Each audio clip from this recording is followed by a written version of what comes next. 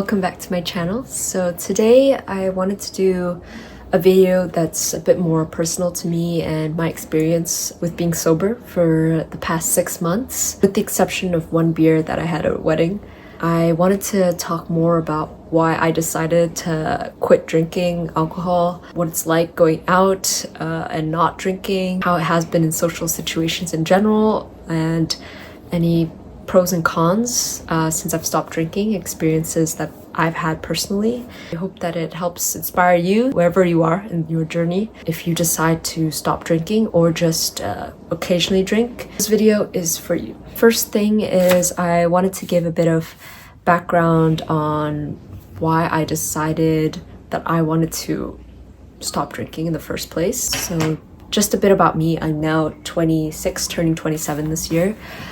And alcohol, my first drink was probably when I was 15 or 16, and it was cherry vodka, if I remember correctly. And yeah, I used to be in a boarding school and we stuck in vodka in our tea mugs. It was bad. Kids, if you're watching this, don't do what we did, but kids will find a way. Anyways, so that was my first exposure to alcohol. And since then, it's become kind of a norm in every situation when you're out socially with friends, with family, whether you're having a light drink with dinner, or if you're having a few beers at a pre-party, after party.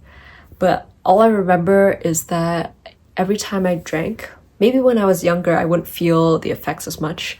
But as I got older, it really affected how I treated myself in relationships. I felt really insecure about myself. I got really bad anxiety breakouts that I almost got diagnosed with borderline personality disorder, even though it was mostly alcohol to blame. I kind of spiraled pretty badly in my previous relationship, and I wouldn't fully blame alcohol, but it did make me lose a self-control that I wouldn't have experienced if I, kind of listened to how I was feeling in the moment.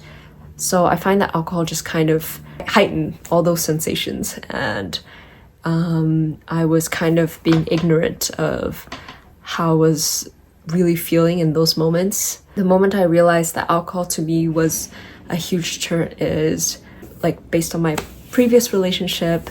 I was kind of in a bit of a toxic situation, slightly verbally abusive, and I wouldn't say I would fully blame him, but to combat the fact that he drank a lot, I would drink a lot.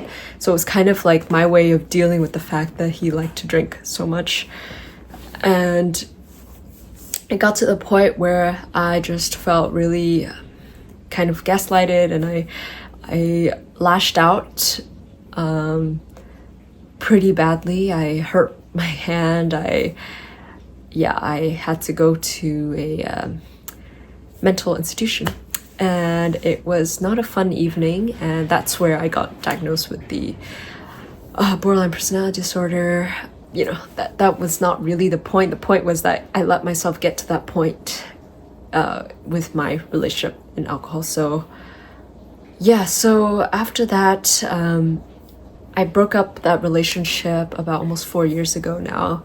And since then, in my new relationship, I've learned to become more healthy with my involvement with alcohol. And I noticed I don't, as I got older, I didn't like the way it made me feel. I really enjoyed my mornings. I wanted to have more of a purpose in my life. I wanted to, seize every moment in the day.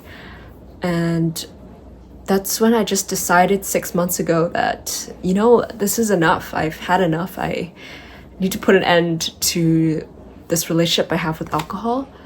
And I just stopped drinking. But instead of saying no, I'm not having a drink, I just found that there's so many more options. So I'll get more into that later, but that's really my journey with alcohol. I just felt like I was abusing it. It was at parties, it was everywhere I looked, and I thought it would make me feel good in the moment, but it just kind of brought out all the insecurities and all the like negative feelings that I kind of kept oppressed when I'm sober, and made me realize like I need to face these things in reality, in real time, and deal with my problems. So yeah, this isn't sponsored by BetterHelp. I know they have a lot of sponsors, but I did go on BetterHelp, and it did change my perspective on a lot of things around my whole life other than just around alcohol itself. So that's just a bit of an introduction to where I am now.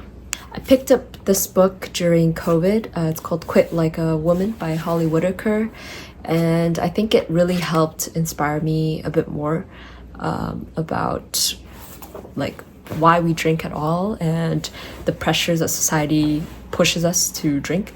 And something she said, I'll just read the quote. No emotion we feel lasts longer than a minute and a half if we let it run its course without interference. Emotions, the results of a chemical response with thought, appear, intensify, de-intensify, and subside. And they do this in less time than it takes to microwave a frozen burrito. So what really stuck out to me about this quote is that that's how long it takes for us to run an emotional course. And if we alter it with different chemicals to force ourselves to relive moments, this intensifies emotions in a way that's like unhealthy. We overthink things. We like dramatize the actual events of something, making it worse than it actually is. And that can really be the peak of why anxiety can happen. And that's kind of what alcohol does to you, especially if you're in a bad place and you try to forget. It actually makes it worse instead of numbing the pain, as a lot of people tend to rely on alcohol for. So the next section is about sobriety. So what does sobriety really mean? So in the dictionary, sobriety means being not drunk or affected by alcohol. And the quote they use is, "Are you sober enough to drive, Jimmy?" So I find this interesting because to me, well, I think everyone has their own version of what that means, but to me personally, I think sober means being in control. That is your natural state of being. I know some people have different tolerances of alcohol, so they might be like, oh, how come, you're drunk so fast, you're a lightweight. These are all like kind of derogatory terms we say to ourselves to kind of push our system to like handle this toxic chemical into our bodies, and shocking it to think like, oh, you're fine until you aren't. So yeah, I guess to me, sober just means having control of my mornings, having control of my emotions, being able to check in with my body, being in control in different social situations, familiar situations, and so forth, and not having that crutch, that reliance on a substance to make me feel comfortable in that moment. So really, the official definition, does sober mean being fully like abstinent from alcohol, or is there some kind of flexibility?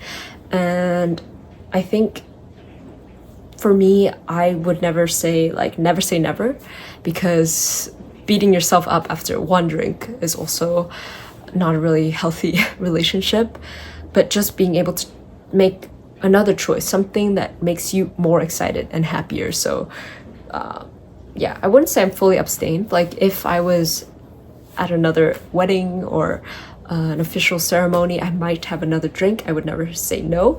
I just choose to think of it as I prefer to have a mocktail when I'm at dinners with friends. I prefer to have a juice or a something else, water even, and that's just something I like that tastes better, and I like the way I feel. So that's my reasoning. So that to me is what sobriety or sober means. To me, I would say I'm not really an occasional drinker. I'm choosing to be sober, but if I drink, I'm not putting myself down about it. But at the same time, yeah, I've altered my mind to enjoy other things like this mocktail that I'm having. It tastes delicious, and I also can get around social events without having to explain what's in my drink. What I love about living in Montreal is that almost every bar, every restaurant, even clubs now that you go to, they always offer mocktails or non-alcoholic drinks.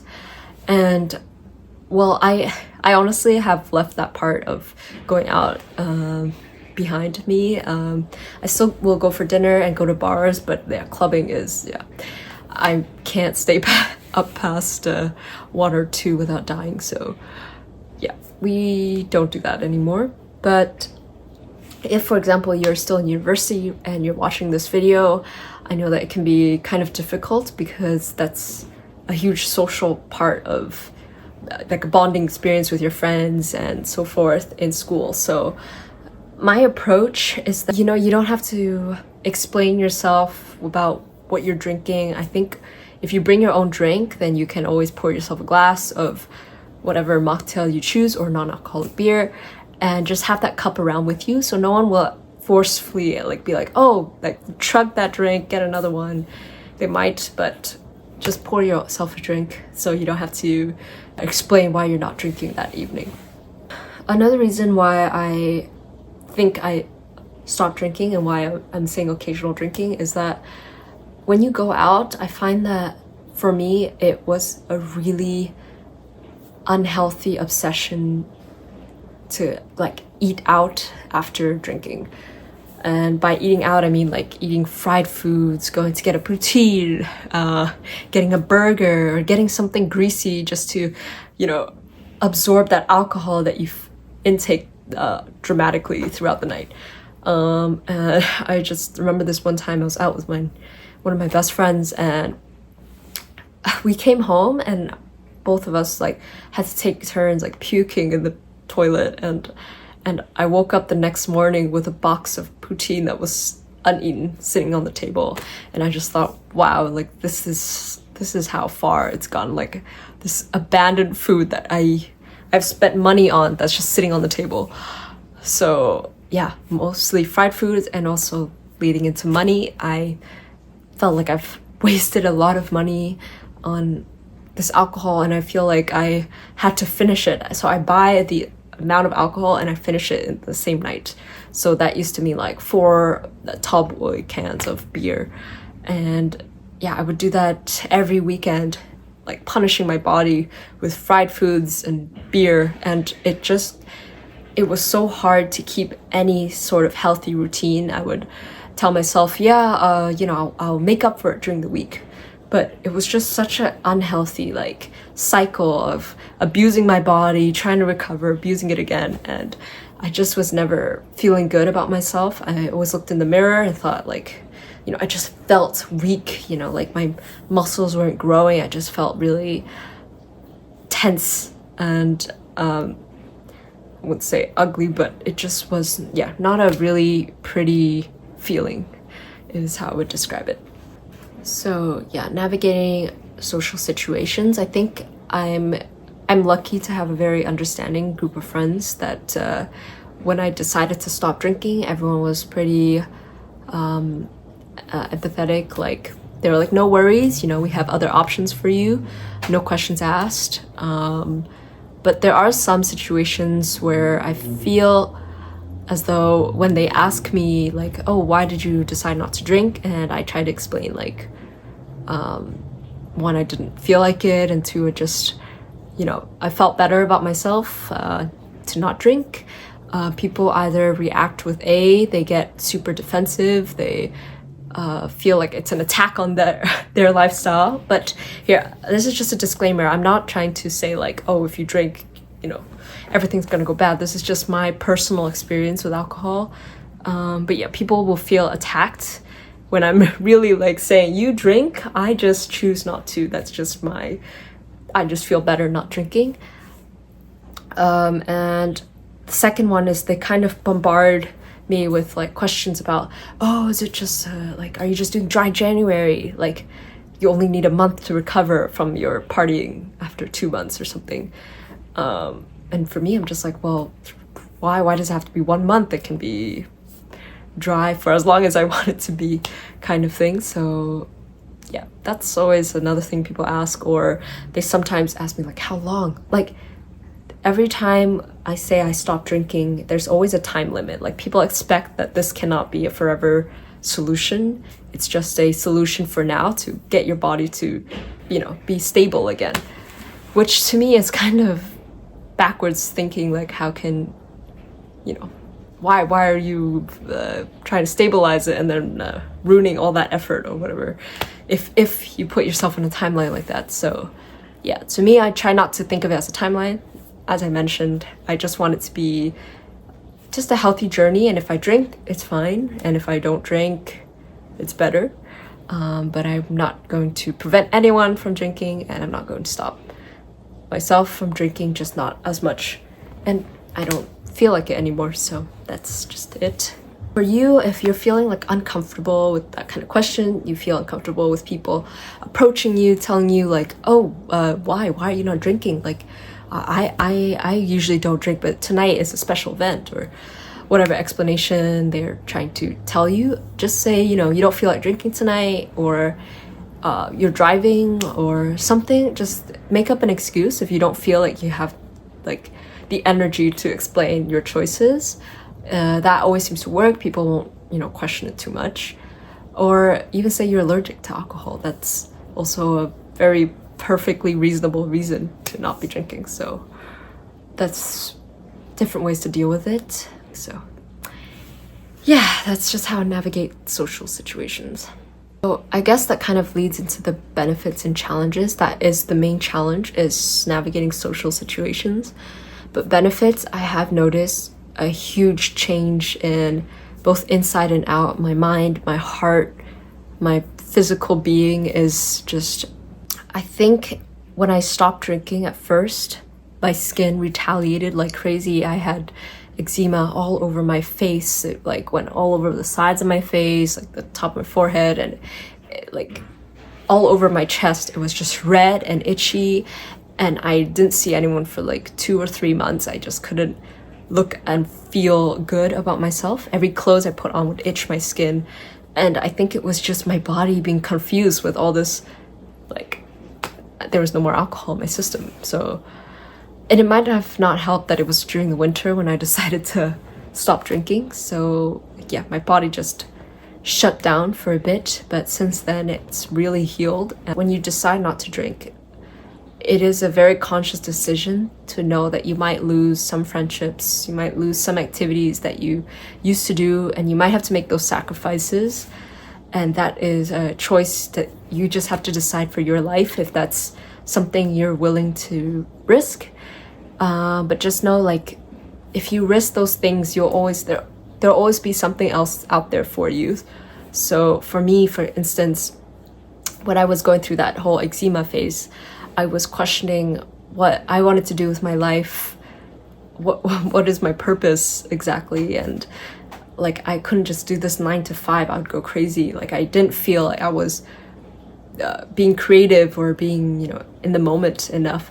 So I invested that time to learning French, creating jewelry, and also doing Muay Thai classes. So that's my way of finding hobbies, filling up that time that you would normally use to go out. You're making something that means a lot to you. So for me, it was making jewelry that I couldn't purchase since my hands are so small. I want to make rings that fit my pinky, which is a small thing, but to me that meant a lot. And I think by dedicating my time and energy into activities that I felt fulfilling, it kind of took away that desire to like have to go out to drink and forget about things, or like to party all the time. So yeah, that was my way of compensating for it. And that also meant I made new social groups, friends who share the same interests, or friends who might also not be drinking, or who, you know, want to enjoy some new hobbies as well. And physically, I used to find that I would, like, when I was drinking and I was in those bad moments, I used to be shaking all the time. I'd have heart palpitations. I would have shortness of breath, and it was just a full-on panic attack. I've had those where I was seeing red, or I was like completely blinded to social situations. I felt jealous and, you know, guilty.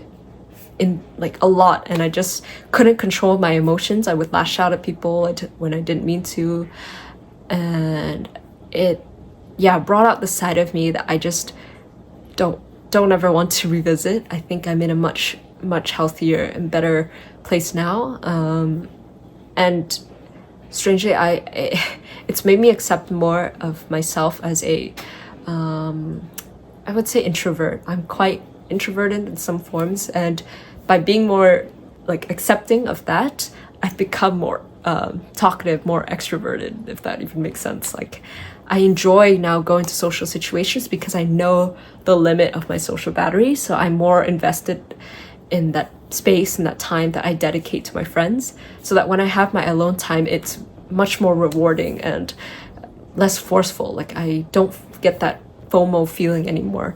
So yeah, I would say it's crazy that that could have happened, but that did happen for me when I stopped drinking.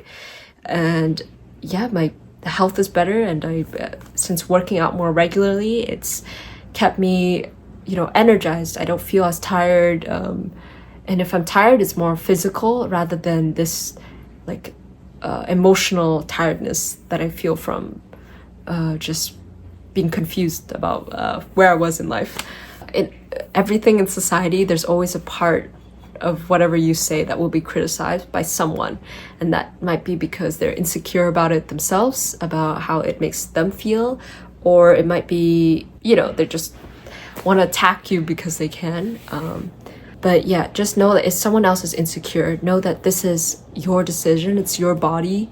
If you decide that you want to take this stance and you feel good about it, just do it. You know, you don't have to feel like you have to sway to even your closest friends. If they don't support you, you know, that's their loss, because they didn't see you fully as who you are. They actually are reflecting something that they'll feel good about themselves onto you if they aren't there for you if you decide not to drink. So that's mostly what I had planned to talk about today.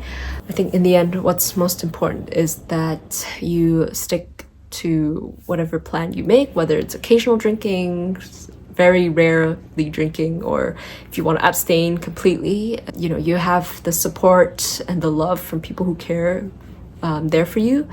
And two, it will be a life-changing decision, and that talks about every aspect of your life, from your physical life, your mental health, and also about your friendships and your relationships with friends and family.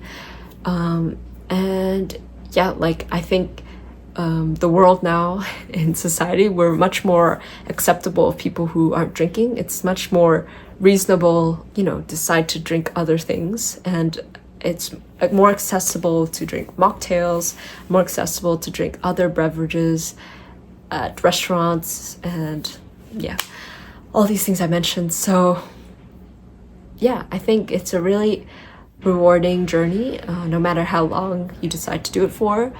I still will stand by my decision. I probably will do a check-in video, or you know, I might do another series where I talk about my favorite mocktails that I've created or that I've bought from supermarkets. You can leave a comment and let me know. And yeah, I would love to hear your stories.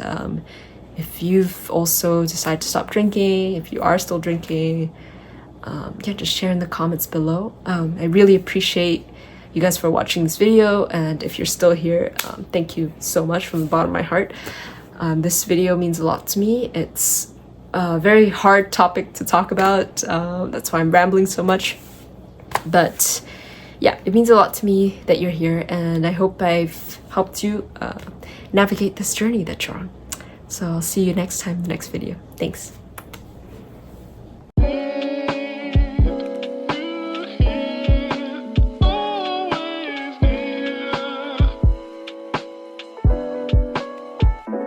Fantastic.